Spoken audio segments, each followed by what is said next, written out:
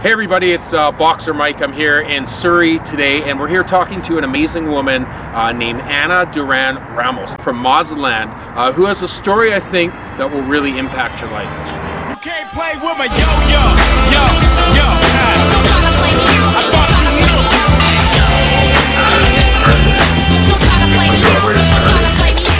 knew. You know what it is? Like, honestly, I have so much respect for you.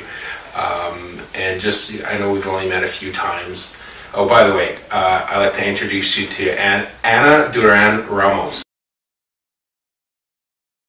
We wanted to spend some time today just getting to know Ana because what she has to say is so important for not just women, but for everybody.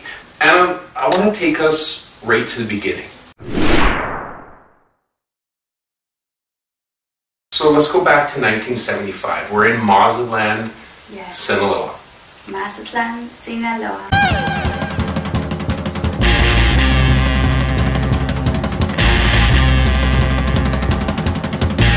Our family life was very, very rough. My mom already had 8 children. At that time, it was interesting because when I was born premature, and I weighed 1 kilo. 1 kilo? 1 kilo. Wow. And the doctor told my mother, just leave her here. She's not going to survive. She's going to die. But we'll look after her. So my mom went home, and she claims that she used to come and see me every day. After a month, she brought me home. And to the surprise of all my siblings, they said, "Who gave you that baby?" My mom said, "It's your sister." And like, "When did you have a baby?" And she said, "A month ago." They didn't even know she was pregnant because she was so malnourished. She didn't even have a pregnancy. Yeah. So that alone, I was born with that. So your dad was a fisherman? My dad was a fisherman, yes, and he was also partner of a fleet of 10 fishing boats. As far as I was aware. So 1975, your mom and dad, tell us a story about how you came to be.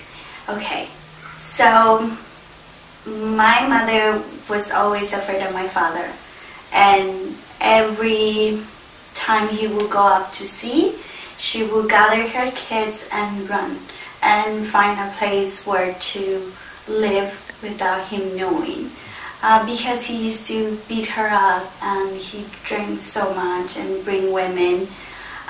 She obviously didn't love him, but my dad was in love with her. Very, very toxic. So one time, my dad was to come down and follow my siblings from school, and he will figure it out where we live. He would literally take the gun and just shut the door and come in. Oh, wow. Not that he needed it. My siblings tell me we used to live in Crowbar houses. But he was scandalous, so flashy old man. So by the time I came to be, my mom managed to escape from him 5 years already. So my sisters and me have that 5-year difference. So what ended up happening, he found my mother, and the story goes that he came into the house at night very quietly and raped my mother at gunpoint. Now my mom said that she didn't say much because she was laying down with all her kids on the floor and didn't want to scare anybody. Because of that night, that's how I came to be. About my birth, there is something that I feel, doing research about neurology and all these things, it is said that whatever happens in the womb, we hear it, we feel it, because the first thing that is created is our brain and our heart. So we are conscious. So I feel that being unwanted is what really marked me for my existence on earth, because I have that in my heart. And that's something that I had to learn to live with, to work around it. In relationship with my mother and my father, obviously I found this out when I was 13, in the brink of rebellion. I mean, if you want to be a rebellious teenager and you find this out, you have a free ticket to make a mess of your life. But instead, what it did, it made me want to break the stigma. It made me rebel against it. It made me become something better that I was supposed to be. And learning about who my father was and who my mother was and what happened to them, then I learned to understand that they did really the best they could do. Their circumstances are unfortunate, but it's not something that they plan. Like these evil serial killers that they think about this and they want to do it. It was just circumstantial and unfortunate things that happened to these two individuals. And I learned to forgive them and love them and admire them because they also did amazing things. Was it tough to forgive? Yes. It was. Especially my father's side. My mother was very, very, very easy because she literally, all she did was work and give us the best she could, empower us to be better. And, you know, how can you be mad at that person that she said no to her life as a woman, as a human being, and she became 100% a moneymaker, a bread maker, and just to protect her kids. She never married again. She never did anything she wanted to. She just dedicated her life to us having a better life than she had. So you can't really be mad at that. And it's kind of, in a sense, you've kind of taken on a lot of her good qualities. Yes. Right? Yes. She's my number one hero. She's who I look up to. Of course, I learn from her mistakes, right? Yeah. But she is, in a sense, my role model. That's cool. 1983. I was an 8-year-old girl, you know, just playing around, and I always had the ability to have me time, solitude, where I can really gather my thoughts and observe. I've always been very observant of my surroundings. I don't have a particular reason of why, but I do remember being on the roof of my house and just looking at everything and just feeling that, remember when I told you that is something that I have to grow and learn from it and live with it? I always felt that I was nobody, that I was not supposed to be here. And at this time I didn't know. I didn't know the way my mom got pregnant. I was just a kid, but I knew in my heart there was something wrong. And I felt really bad, awful. So I was on top of the roof and I just decided, oh, I'm just gonna go now. I grabbed a rustic metal thing and I cut myself. So I don't know if I can show it or we can see it. I just cut myself like nothing. Nothing happened, luckily. Nothing happened. I didn't bleed much, so I said, okay, fine. I went to my mom and I said, Mom, I cut myself. And she didn't question how, why. She just panicked and took me to the Red Cross. They did a stitch and that's it. But do you remember why at that point? Like what was going on in your... I remember the feeling. What was the feeling? The feeling of being nobody, hating myself, hating my life, and not being loved, not being cared. Because I was, my sister, 5 years difference, everybody had their own life. I was alone. I was left alone quite a bit. I felt abandoned. All right, so here you're an 8-year-old girl, no identity, no idea of who you were, nobody really telling you who you were. No. And when was the time, what was the year when they finally said, okay, well, you know, we're going to send you to America? To that. How did that come up? What year was that? This was 1988. Okay, tell us about 1988. Okay, so my sister Irma, married an American. He is Mexican, but he's American, you know. And she moved and lived there, and she helped us out. She is the reason why we're one of the few who moved out of the barrio, because we had that little bit of advantage. So my sister called my mom and say, hey, we should bring Gabby. They call me Gabby, which I don't like that, but we should bring Gabby, and she can go to school here and learn English, you know. That was the advantage. So my mom said, okay, we're going there, and she paid for the coyotes, and we passed through the line. Back in the day, she paid a lot of money. This is 1988. She paid $1,000 US per each of us, and we crossed in a car through the border. We didn't do the desert. The desert dog. No. We went tunnels and. We went straight through the border. I went with a birth certificate, with an American birth certificate. Oh wow! And my mother as well, but she passed sleeping. So back in the day, there was no security like there is today. So here I am, 13 years old, I think, and I wanted to go to school with the little braids and the little things at the end because it looks so cute. Yeah, sure. So I go to school. My first day at school, I'm there, so cute, and I get beat up. Now, we gotta explain to everybody one thing. Reason why you got beat up. Yes. It wasn't because you moved to a beautiful neighborhood in Inglewood or San Jose or somewhere nice. Venice Beach, no. Tell everybody where you moved to. Okay, my sister lived in Compton, California. This is Compton.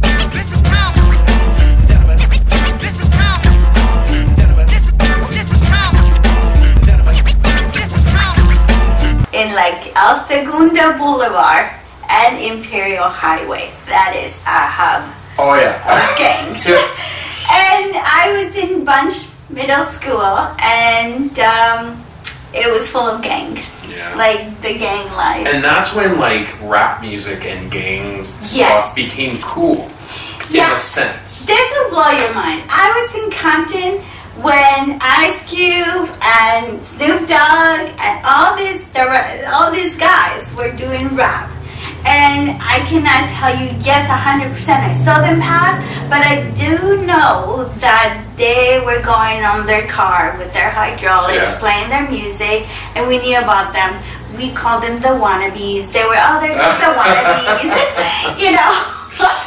But at that time, I didn't know they were going to be famous, but I was at the same time around where they were. What was life like for a Latina girl in Compton in 1988? Very tough. Must have been. Very tough. Very tough, because Compton is dominant by black people, African America. Is dominant. There's a few Latinos, but they do pull their weight. So you either join the gang or get beat up every day. So my choices were very limited, and although I was there to learn English, I had to survive. So I believe this is the place where I learned how to adapt for survival, but do not lose sight of what you're really there for. And which was? To learn English, so I could be something greater back home, so I could succeed, make more money, and get out of the ghettos. Yeah, and I think this is where your story becomes the amazing part. If you haven't already thought you were amazing before that, this is where it really becomes real, because this is really truly where your story and where your future story starts now, is that somehow you were meant to believe, or you were led to believe, that education is the answer to everything. Yes. Right? Yes. Who taught you that? Why did you think that? Television. Oh, it was TV. Television. I'm sorry, television. I was raised by a TV. What were the shows you were watching? I used to watch, in Mexico there was only 3 channels, and it's the local channel, the national channel, and the documentary documentary like Nova and those things. So I used to watch a lot of documentaries about scientists, and I became in love with science and the universe and, you know, the brain and surgeries and all of those things. So I learned that educated people, not only they were doing something greater for human beings, like discovering a vaccine, like, you know, Pasteur, fixing how to drink milk without getting sick, and penicillin, all these scientists, not only they were helping humanity and saving, not one at a time, but by the masses, they also were doing what they love, and they were not struggling financially. They were, for me, in my point of view, they had a well-rounded life. You know, their life was research, and they were not struggling. You know, they were not like asking donations, and the money for research was there. They were doing what they love, and they had vacations in a car in a nice house with grass. There was no grass where I lived. Not even fake.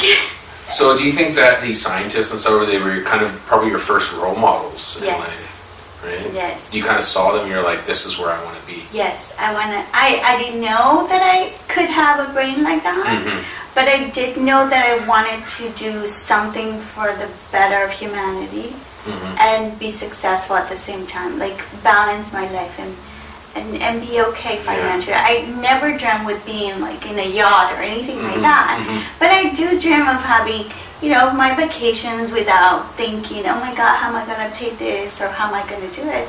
Just having your normal life, but helping and helping everybody. So you got that helping bug really early in life, which is good. So here you are in Compton, California, 1989.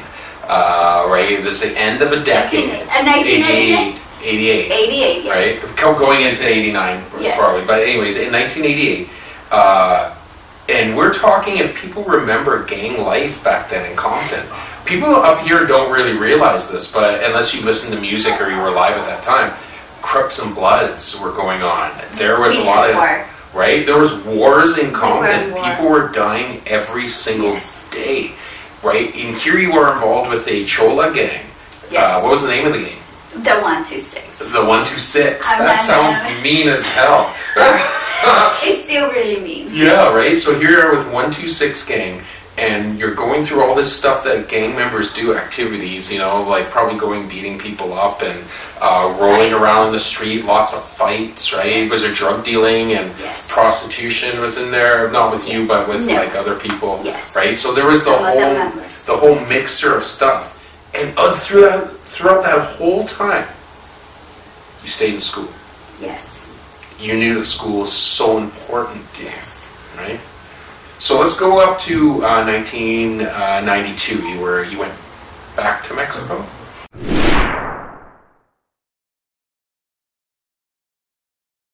See, that's what I love about you, is that, you know, you've had, up to this point, not now, but when you were a child, 13, whatever you were, you had experienced a lifetime of negative stuff, basically. But yet, like I said earlier, you internalized it automatically. I had a goal. I have a vision. That's something that has got me through everything. When you have a goal and a vision, do you ever seen race horses? I've seen them, yeah. You see they have these things here? The blinders. You know why? Because that keeps the horse focused to the end of the line. There's no distractions. So when I have a goal, this is what I do. No matter what's going on around me, no matter who's beating me up, no matter who's abusing, no matter that I have to pretend to be this tough girl, and if I have to beat this person up so I can get there, I will do that because I am focused. But none of these things will pull me to where I'm supposed to go. Does that make sense? Yeah, it totally does. Like, how do you think you got that focus? The barrio. What being in the barrio. Just experiencing the life. Just knowing that if you don't focus and if you don't do what you're supposed to do, you end up there. And I hated that life. I That's probably my biggest phobia. Drugs are my biggest phobia, and being in the barrio. And no offense to the barrio people, I mean, that's their circumstances are in their life, but that was something I was not willing to live, because I felt my life was horrible already to make it a life sentence. Yeah. So then if someone's in there, how do they get out of that? Like, how do you... In my perspective and my experience, you have to really look down inside of you. You have to have that me time in the morning or at night or whenever. Find that quiet space and look inside of you. And look what you want to do, what you want to accomplish, and be real. And when you decide that you really want to do it, that's when that shift changes. Then you start looking for people that do that. Start hanging out, like if you want to be a singer, start singing, start hanging out in a place where people are singing. And how did you do that? And ask questions. Now in this time of life, this is the old style. This is what I did. Hanging out. But now you just go on YouTube. You just go on books. You can just research. You can hang out on Twitter and find out these people. Ask the questions. Because the biggest thing that we have nowadays is that somebody already done it. What you want to do, somebody already done it, and they can help you and they can tell you how. It might be that it costs you money because of schooling or because of mentorship or buying a seminar. Then have a side job. I had 2 jobs. One was for home and one was for my school. If I needed something else, I hustle. I will make pom-poms and sell them. 25 cents a pair. You know, like, I'll always have side hustles. Well, that's what's great about Anna, too, is that you still are like that. Like, you still are in that mentality. That rise and grind mentality has never left you. How would you advise somebody to get to where you are? Discipline. Discipline. You have to develop discipline and also be real. We love to lie to ourselves.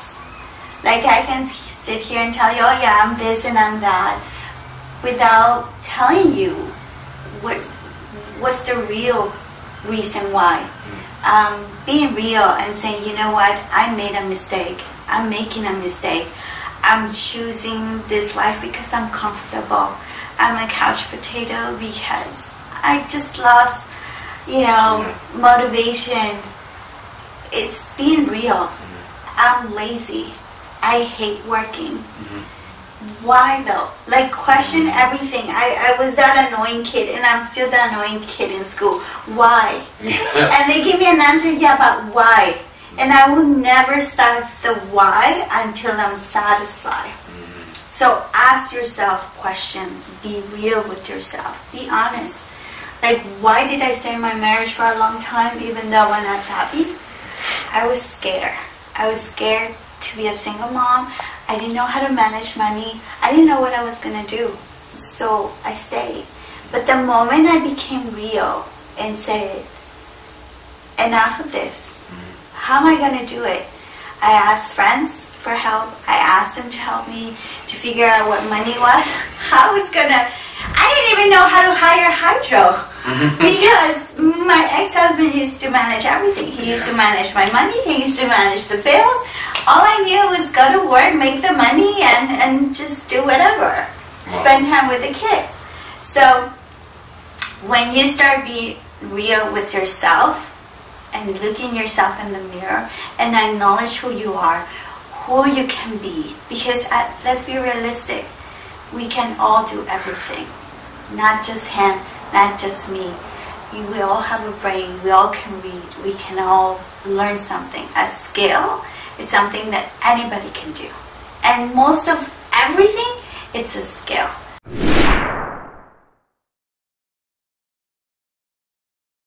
So here we are in 2019.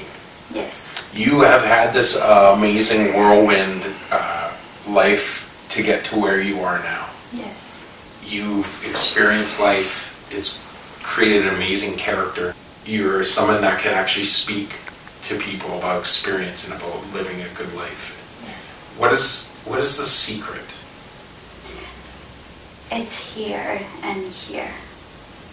Because everything around us is material. Everything changes. Everything can be replaced. Our life is like a Ferris wheel. One day we're up, one day we're in the middle, someday we'll be at the bottom. What should never change is how you feel. Because when you know who you are and what you can do, nothing that is around you will affect your state of being. So the secret is to really love yourself, be content of who you are, work hard. Whatever you don't like about you, then work on it and change it, because you have to live with yourself. So the secret really is to know yourself, know who you are, love yourself, and really be real. Stay here. We can have dreams and goals and look at the past to learn from it and not make the mistake, but don't feel the negative. Really, what I teach my children and myself with mistakes, there's 3 things to do with them. You learn from it, you forgive yourself because you're a human being, and you move forward. Don't stay with the negative. And don't care about what people think. You know? That's probably the biggest one. Yeah. Right. You know, I come from the slum and people used to tell me, oh, you're ugly, you're disgusting, you're nobody, your dad is this, your mom is this, you're never going to go anywhere. You know, as a child, it hurt. But I didn't know, I don't know what it is, but since very young age, I think I'm an old soul, dude, but at young age I knew that I was not what they saw in me. I knew better. Like, you know, I'm like, I can teach this lady how to do this, you know, because they didn't have that mentality. So really, really focus on who you are. Don't let anything be on the way of how you feel. Like, I can tell you my terrible childhood, but parallel to my terrible childhood, I have a very happy childhood, you know, parallel to it. And I think that's the gift that my brain gave to me to survive and become this 44-year-old woman, still with my emotions intact, without feeling a martyr or without feeling that life cheated me out or depressed, you know, because I have the ability to see both, but learn from my mistakes and move forward, learning how to change it, not focus on the bad. You know, sometimes when things happen, Abby asks me, my daughter Abby, are you going to cry? And I say, why? Is that going to help me change my situation? No. I need to think. I need to troubleshoot. I need to brainstorm. I need to ask questions. Always be conscious of your life. If you need to have a pity party, I tell you, sometimes I get there, but I give myself 5 minutes to have a pity party. You know, if you need to have a pity party, have it. Yeah. By all means, you need to cry, let it all out, call a friend and vent, but that's it. That's it. Move forward. Keep going, because that does not add to get better. That just holds you back. It anchors you. Yeah. It anchors you. To play the victim all the time, it anchors you. And then you become this person that, you know, poor me, poor me, poor me. Nobody likes a poor me. Yeah, it's true. We feel that, yes. Right? And it's just mental. You got to get it out of your head, right? Because we all just live in our heads yes. with everything, right? And especially with you in the past, you could easily be living in that head, right? But the fact you didn't was what got you out of all that situation, right? The fact that, you know, you were able to see past your current issues and envision a future for yourself that was positive. That's, I really think, what got you through all that. Yes. Right? So what's your future now? So tell us what's in your future. If you could really create your future, or you are creating your future. What's in store? In store, ultimately, my ultimate goal is to obviously be an amazing, loving grandmother, but continue to helping. Like, I want to finish my life being a counselor and help people, if it's counseling one-on-one or talking to people about ways to empower them to be the best they can be. At the end, I want to help humanity in any way possible.